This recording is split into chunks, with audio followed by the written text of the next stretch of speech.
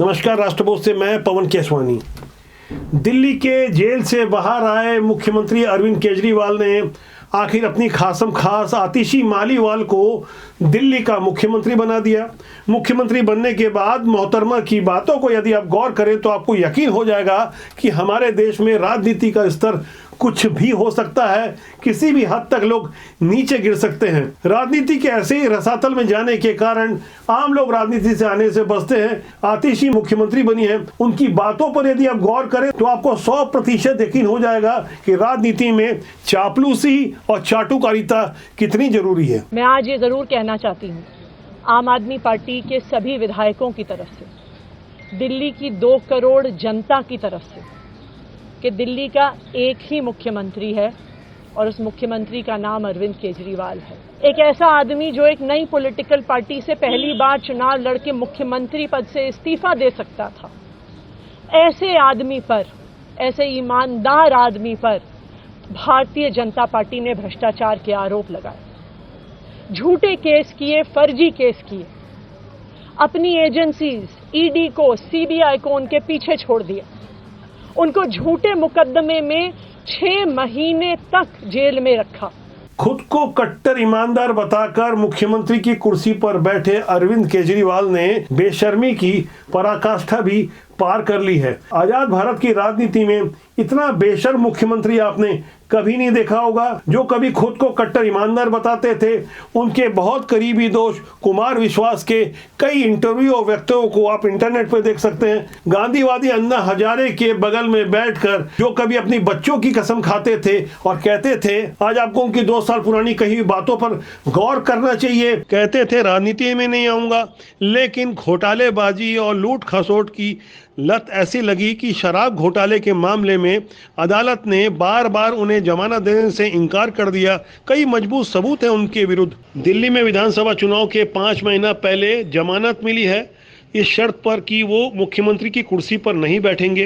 कि किस तरह से अरविंद केजरीवाल मुसलमानों और वक्फ बोर्ड के लिए जनता के पैसे को, जनता के खजाने को खोल कर रखे थे। दिल्ली के शाहीनबाग इलाके के विधायक अहमदुल्ला खान को जब वक्फ बोर्ड का उन्होंने चेयरमैन बनाया, तब उनके कार्यक्रम में पहुंचे अरविंद केजरीवाल क्या कुछ कह रहे थे।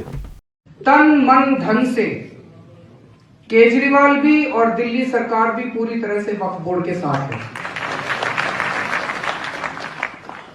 आने वाला समय ये होगा जब वक्फ बोर्ड के पास इतना पैसा होगा जिसकी कोई इंतहा नहीं है। जो भी वक्फ बोर्ड को जब भी किसी चीज की जरूरत होगी, दिल्ली सरकार वक्फ बोर्ड के साथ है। पूरे भारत में कब्जे की नीयत से वक्फ बोर्ड जिस तरह से अपनी संपदा बढ़ा रहा है, और उन्हें ताकत कोई और नहीं बल्कि कांग्रेस की जब सरकारें थी 1995 और 2013 में, तब उन्हें वो असीमित अधिकार दिए हुए थे। आज जब वक्फ बोर्ड को मिली हुई असीमित ताकतों पर 44 कट लगने की तैयारी हो रही है। ज्वाइंट पार्लियामेंट कमेटी की रिपोर्ट के बाद जो औपचारिकता होगी, संसद से धीरे धीरे वक्फ बोर्ड को पूरी तरह खत्म करने की तैयारी हो चुकी होगी। मौजूदा हालात में रक्षा मंत्रालय और रेल मंत्रालय के बाद सबसे ज्यादा जमीन वक्फ बोर्ड के पास है। कानून और संविधान की दुहाई देने वाले जो लोग कभी वंदे मातरम और तिरंगे से परहेज करते थे, बीते कुछ सालों में अचानक उन्हें तिरंगा प्यारा लगने लग गया। बीती 16 सितंबर यानी कल की एक तस्वीर आपको दिखा रहा हूं। एक धार्मिक जुलूस के दौरान तिरंगे का इस तरह से दुरुपयोग किया गया। इस तस्वीर को आप गौर से देखिए। यह तस्वीर है राजस्थान के कोटा के अनंतपुरा थाना क्षेत्र की, जहां राष्ट्रीय ध्वज तिरंगे का अपमान किस तरह से हो रहा था, इसे आप गौर से देख सकते हैं। एक मजहबी जुलूस निकाला गया था जिसमें कोई खास किस्म का धार्मिक मजहबी चिन्ह लगा हुआ था। यह वीडियो सोशल मीडिया में तेजी से वायरल हुआ। चाहिए तो यह था कि शासन प्रशासन स्वतः संज्ञान में लेता, लेकिन वो तो भला हो विश्व हिंदू परिषद और बजरंग दल का, जिनके समर्थकों ने इस पर आपत्ति की और कानून के रखवालों को ख्याल आया कि राष्ट्रीय गौरव अपमान निवारण अधिनियम का यह मामला बनता है। उसके बाद 5 आरोपियों के चेहरे पहचाने गए, जिसमें से हमें जानकारी मिलने तक 2 लोगों की गिरफ्तारी हो चुकी थी, बाकी शेष की तलाश जारी थी। वैसे खास मकसद के लिए तिरंगे की दुरुपयोग की तस्वीर मैंने फरवरी 2020 में शाहीन बाग के देश विरोधी आंदोलन के दौरान देखी थी। मैंने देखा कि किस तरह से टुकड़े टुकड़े गैंग के लोग अपने हाथों में तिरंगा लिए हुए हैं, संविधान की दुहाई दे रहे हैं। जिस कानून में भारत के मुसलमानों का कहीं कोई अहित नहीं होता, उस सीए कानून के बारे में इतना रायता फैलाया गया। जिस तरह से देश विरोधी बातें की जाती रही, उनकी पोल तो खुल गई, लेकिन वहां से शुरुआत होती है तिरंगे के दुरुपयोग की। दरअसल तिरंगा थामने का अधिकार भारत में हर किसी को है, लेकिन देश विरोधी बात करने वाले जब तिरंगा हाथ में लेते हैं, देश विरोधी हरकतों के लिए जब तिरंगे का इस्तेमाल करते हैं, वो तस्वीर मैंने भिलाई के फरीदनगर में भी देखी, जहां एक सरकारी स्कूल की जमीन के लगभग 70% भाग पर एक खास मानसिकता के लोगों ने कब्जा कर लिया है, मुस्लिम मार्केट बना दिया है, मीनारें तान दी है। उन मीनारों के ऊपर भी तिरंगा झंडा लगाया गया था। 3 मीनारें मुझे नजर आई, तीनों के ऊपर तिरंगा झंडा था। इन तस्वीरों को देखकर आप यकीन कर सकते हैं कि किस तरह से तिरंगे का दुरुपयोग किया जा रहा है और ये समझाने की कोशिश की जा रही है कि हम संविधान को मानते हैं, लेकिन यही संविधान की दुहाई देने वाले लोग परिवार नियोजन को नहीं मानते। इस वीडियो पर आप गौर करें। वो अच्छे वो काय को 17 हुआ एक भाई, हाँ 17 कर लोगे? हाँ 17 साल 18 तुम 17 की बात कर रहे हो। आपके कितने बच्चे? मेरे 16 बच्चे। और क्या?